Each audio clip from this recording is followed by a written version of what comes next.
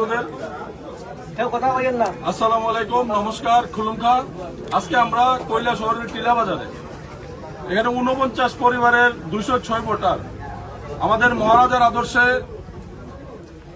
আদর্শিত হয়ে আমাদের মহারাজার আদর্শকে অ্যাকসেপ্ট করে আমাদের তিপ্রামথা দলে যোগদান করেছে। নবাগত সকল সদস্যদের আমরা আমাদের দলে স্বাগতম জানাই, ধন্যবাদ জানাই। সেই সঙ্গে আমি আপনাদের মিডিয়া বন্ধুদের মাধ্যমে একটা বার্তা দিতে চাই যে আমরা 2028 সালের বিধানসভা নির্বাচনের শেষ ইতিহাসটা আমরা তিপ্রামথার দল লিখব। এটা শুধু সময়ের অপেক্ষা।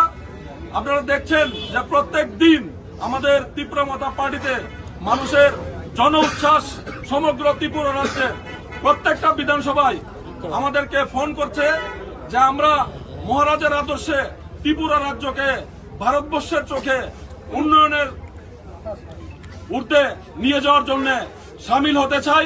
তাই আমি সকল যারা আমাদেরকে ফোন করছে, যারা এখানে জয়েন হয়েছে, আমি সকলকে ধন্যবাদ জানাই। এবং একে একে এই 20 মাসে আপনারা দেখবেন যে ত্রিপুরা রাজ্যে চিত্রটা আমাদের জয়েনিং, আমরা তো পূর্বেও দেখেছি যে ফেক জয়েনিং, 8 লাখ জয়েনিং করে 10 লাখ জয়েনিং করে লাস্টে দিয়ে আপনার 4টা সিটও পায় না এডিসিতে, তো ওইগুলা ছিল জুমলা। তো আমরা আপনাদেরকে লিস্ট দিয়ে দেব আমরা কয়জনকে জয়েনিং করাই।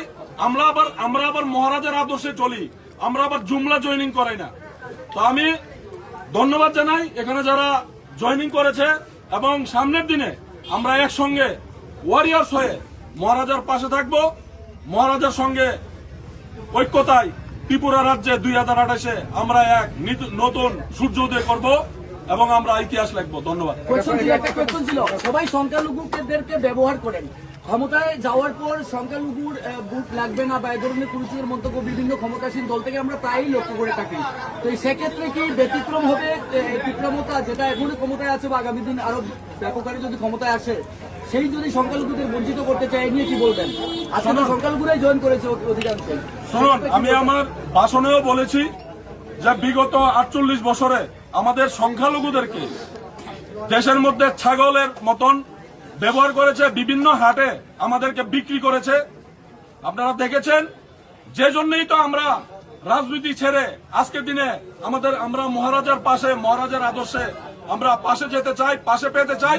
ত্রিপুরা রাজ্যের যতগুলা সংখ্যালঘু অংশের মানুষের সঙ্গে অন্যায় অত্যাচার হয়েছে, শুধু একটাই নাম ছিল, কোন রাজনৈতিক নেতা ছিল না, শুধু একটাই নাম ছিল, ওইটা ছিল মহারাজা প্রদ্যোৎ কিশোর দেববর্মন।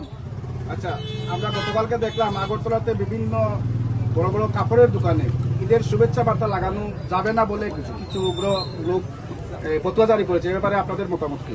শুনুন, আমরা তো তাদেরকে সমাজদ্রোহী বলে আখ্যায়িত করি সবসময়, কিন্তু আমরা বলতে চাই যে ওই নেতাগুলা কোথায়, যেখানে আমাদের ভোট নিতে আসে, বিধানসভা আসলে বিভিন্ন সময় ওই নেতাগুলা কেন কথা বলছে না, কেন প্রেস কনফারেন্স করে বলছে না যে এটা অন্যায়? এটাই তো স্বাভাবিক। আমাদের দেশে শারদীয়ার শুভেচ্ছা জানাবে, দীপাবলি শুভেচ্ছা জানাবে, ঈদের শুভেচ্ছা জানাবে, এটাই তো স্বাভাবিক। প্রত্যেকটা দোকানদার, আমি ওই দোকানদারকে একবারও দোষী বলছি না, কারণ ওনার দোকান ভাঙচুর করা হবে যদি উনি পোস্টারটা লাগিয়ে রাখা হয়। প্রত্যেকটা দোকানদার, প্রত্যেকটা ব্যবসায়ী, আমরাও মুসলিমরাও শারদীয়ার শুভেচ্ছা দোকানে লাগিয়ে রাখে যখন দুর্গাপূজা আসে। তাহলে এই সমাজদ্রোহীদের যারা এগুলা করছে, তাহলে রাজ্যের প্রশাসন কি আজকে অন্ধ ধৃতরাষ্ট্রের ভূমিকা পালন করছে? ওরা কি চোখে দেখছে না? তো আপনারা বলুন যে এই ত্রিপুরা রাজ্যের মাইনরিটি, বিশেষ করে আমরা মাইনরিটি সম্প্রদায়ের মানুষদের অবস্থান বর্তমানে কোথায় আছে? পূর্বেও দেখেছি বিভিন্ন জায়গায় আমরা আক্রান্ত হয়েছি, আমরা বিভিন্নভাবে কেস করেছি, এফআইআর করেছি, কিন্তু কোনো গ্রেপ্তার নেই। কিন্তু গ্রেপ্তার হবে, আমাদের কাছে এফআইআর আছে, সময় আসবে, সময় পাল্টাবে। আমরা 2028-এ মহারাজার নেতৃত্বে এক নতুন ত্রিপুরা, নতুন ইতিহাস তৈরি করব ইনশাআল্লাহ। মুসলিম মাইনরিটি প্রতিনিধি আছেন কি? আমাদের কেন্দ্রীয় কমিটি দেখুন, আমাদের মাইনরিটি সম্প্রদায়ের জন্য মাইনরিটি সেল মহারাজ খুলে দিয়েছেন। আমাদের টিসিএফ যারা নন মুসলিম বিভিন্ন সম্প্রদায়ের মানুষ আছেন, ত্রিপুরা সিটিজেন ফেডারেশন, আমাদের প্রেসিডেন্ট রঞ্জন সিনহা সাহেব, বিভিন্ন সংগঠন ওয়াইটিএফ, টিডব্লিউএফ, বিভিন্ন আমাদের শাখা সংগঠন আছে। ত্রিপুরা রাজ্যের প্রত্যেকটা জাতিগোষ্ঠীর জন্য মহারাজ চিন্তা করে। আপনারা দেখতে পেরেছেন 2023 সালে 22টা ক্যান্ডিডেট দিয়েছে, যারা নিজের অধিকারের জন্য, নিজের সম্প্রদায়ের জন্য যেন কথা বলতে পারে, যারা আমাদেরকে সাম্প্রদায়িক বলে, তাদেরকে যোগ্য জবাব 2023-এর নির্বাচনে আপনারা দেখতে পারবেন। বিভিন্ন সম্প্রদায়ের মানুষ প্রতিদ্বন্দ্বিতা করেছিল। না ঠিক আছে 23-এ কংগ্রেস ছেড়ে কংগ্রেস দল ছেড়ে কেন আপনি ত্রিপুরায় যোগ দিলেন? কংগ্রেস করিয়া কি করবো? অনেক দিন থেকে আমার বয়স যেহেতু 10 বছর আসিল, তার থেকে আমি কংগ্রেস করে অনেক চাকরি করছি, অনেক ইয়ে করছি। 5টা বছর আমি মেম্বার আসলাম, এবারও দাঁড়াইছি একটা ভোটে আমি আর আপনি কেন যোগ দিলেন ত্রিপুরা মাথাতে? কেন যোগ দিলেন? কি কারণে যোগ দিলেন? আমি এটা এই কারণে যোগ দিছি, আমরা মহারাজার আদর্শ নীতি দেখিয়া বিভিন্ন জায়গা দেখি, এই কারণে আমি কংগ্রেস দল ছাড়ছি। কংগ্রেসের প্রতি আপনার কোনো ক্ষোভ আছে?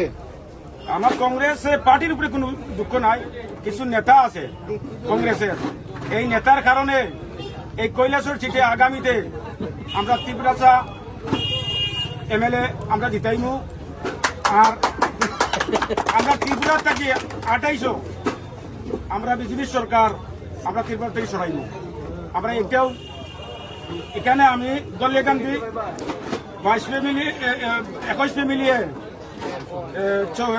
84টা ভোটার আমি লইয়া আজকে জয়েনিং করছি ত্রিপুরা পার্টিতে।